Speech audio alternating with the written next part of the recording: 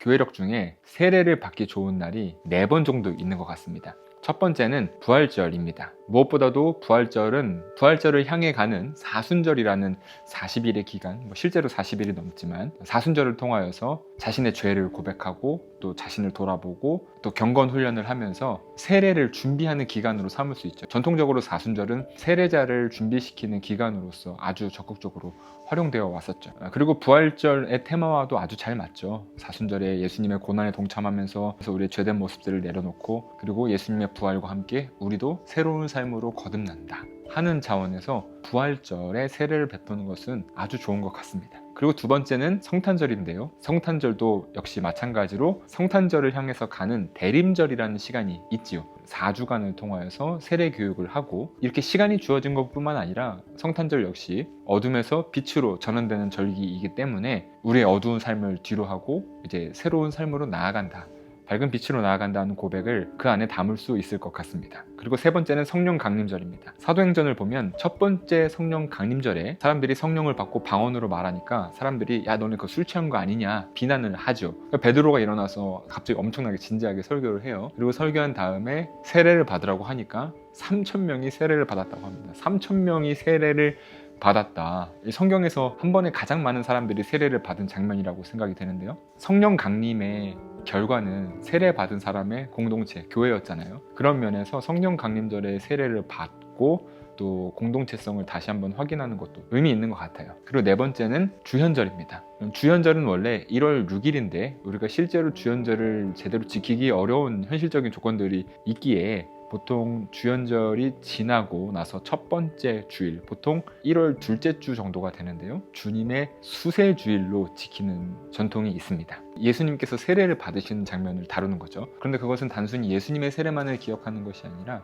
예수님의 세례를 보면서 우리의 세례를 다시 한번 점검하고 예수님의 세례에 함께 참여하고 연대하는 그런 믿음의 고백을 가질 수 있기 때문에 의미 있는 것 같습니다. 1년 중에 세례를 받기 좋은 날에 대해서 이야기를 했는데 또 한 가지 제가 좀 언급하고 싶은 것은 예배 중에 세례를 언제 받으면 좋겠느냐 하는 것입니다. 먼저 전제는 세례는 공동 예배 때 받는 것이 좋다라고 생각을 합니다. 왜냐하면 세례는 단순히 한 사람만의 개인적인 신앙 고백으로 끝나는 것이 아니라 그것이 공동체 안에서 선포되어야 하고 또 공동체의 고백으로 함께 연결되어야 하기 때문에 라는 생각을 하기에 그렇습니다. 우리가 세례를 되게 중요하게 생각하지만 실제로 예배 속에서 세례가 이루어질 때는 그렇게 중요하게 여기지 않는 것 같다는 느낌이 들 때가 좀 많습니다. 보통 세례식은 어디에 위치합니까?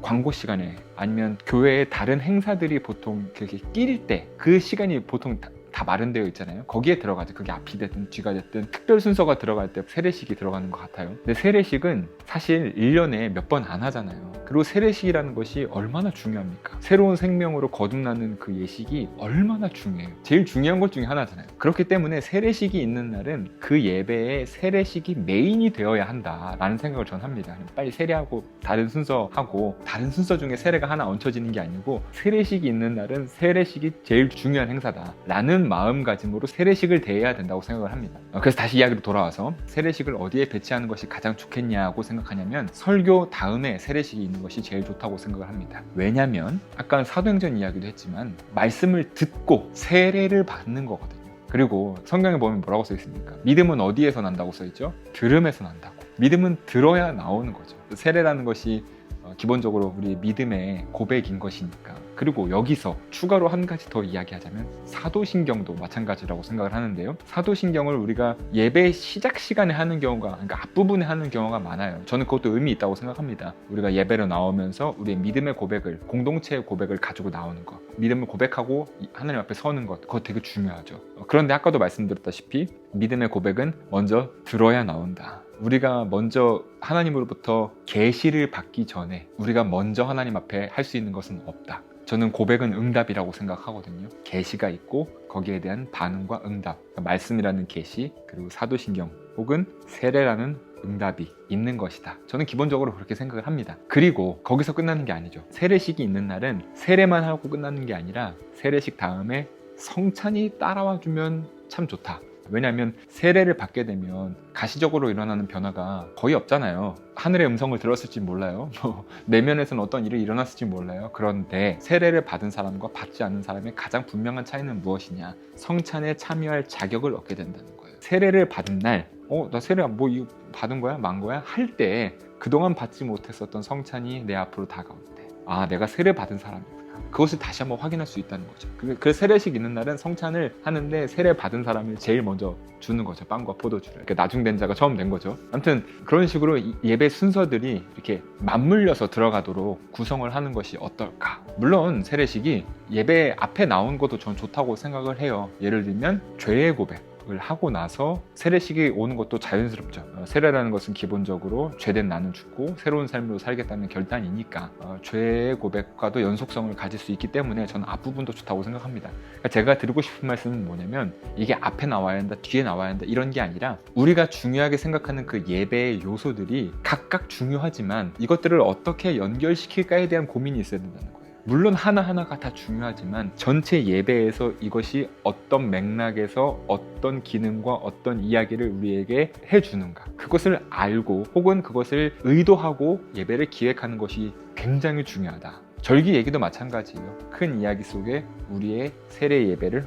어떻게 연결시킬 것인가 하는 것이니까요. 세례 이야기가 나온 김에 조금 더 이야기를 하면, 작년에 세례 영상을 올렸다가 알고리즘을 타가지고 침례교인들 굉장히 많은 댓글들과 응원 아닌 응원과 관심과 사랑을 받았는데요. 저는 그렇게 생각합니다. 어떤 사람들은 침례가 진짜 세례다 라는 이야기를 해요. 저는 침례가 제일 좋다고 생각합니다. 저도요. 저는 장로교이기 때문에 약수례, 그러니까 머리에 이렇게 물을 조금 찍는 그런 세례를 받았지만, 저는 약수례보다는 머리 위에 물을 부어주는 세례가 더 좋다고 생각하고, 머리에 물을 부어주는 세례보다도 욕조에 들어가서 다 잠기는 것이 좋다고 생각을 하고, 다 잠기는 것보다도 밖에 나가서 강에 나가서 흐르는 물에 세례를 받는 것이 더 좋다고 생각합니다. 근데 제가 이걸 더 좋다고 생각하는 이유는 그렇게 세례를 찐으로 받아야 세례의 효력이 더 있거나 하기 때문이 아니라, 그렇게 우리가 세례의 원형이라고 하는 모습에 가까울수록 그 세례식의 메시지가 우리에게 더욱더 생생하게 다가오고 우리 자신을 그 메시지와 더 깊이 연결시킬 수 있기 때문이라고 생각을 합니다.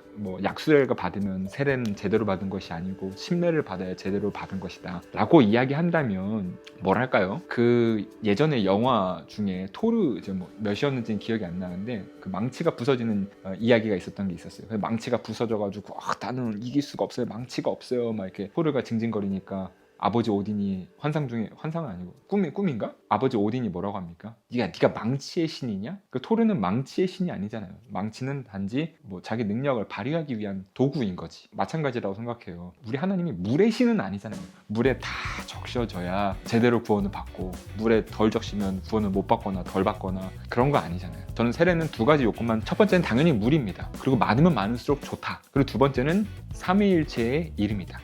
저 삼위일체 이름으로 세례가 베풀어지면 된다고 생각을 합니다. 왜냐면 예수님께서 그렇게 말씀하셨으니까. 사실 세례에 물이 얼마큼 부어져야 하는지가 제일 중요한 문제였다면 예수님께서 그걸 강조하시지 않으셨겠습니까? 근데 복음서를 보면 예수님께서 실제로 어떻게 세례를 베푸셨는지에 대해서는 거의 나와 있지 않고, 그렇게나 세례를 받는 방법 그 자체, 그러니까 물의 양이 중요했다면 사도 바울이 세례에 관해서 이야기할 때 그런 것을 강조하지 않았겠습니까? 세례에 대해서 성경이 강조하고 있는 건 뭡니까?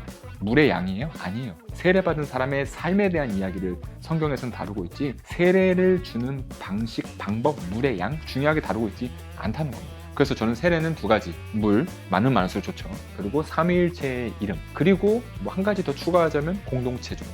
저는 그렇게 생각을 합니다. 오늘 세례에 관해서 이야기를 좀 했는데요. 제가 어쨌든 하고 싶은 얘기는 어떻게 하면 이 세례라는 그 중요한 우리의 정체성을 더욱더 깊이 다가오게 할까. 그리고 예배를 구성할 때에는 그런 이야기들이 서로 잘 연결되어야 한다. 그래야 그런 감격을 가지고 세상에서 그리스도의 이야기를 살아갈 수 있겠다 하는 마음이 들어서 오늘 이야기를 나누었습니다. 다음에 또 다른 이야기로 또 찾아뵙도록 하겠습니다. 안녕히 계세요.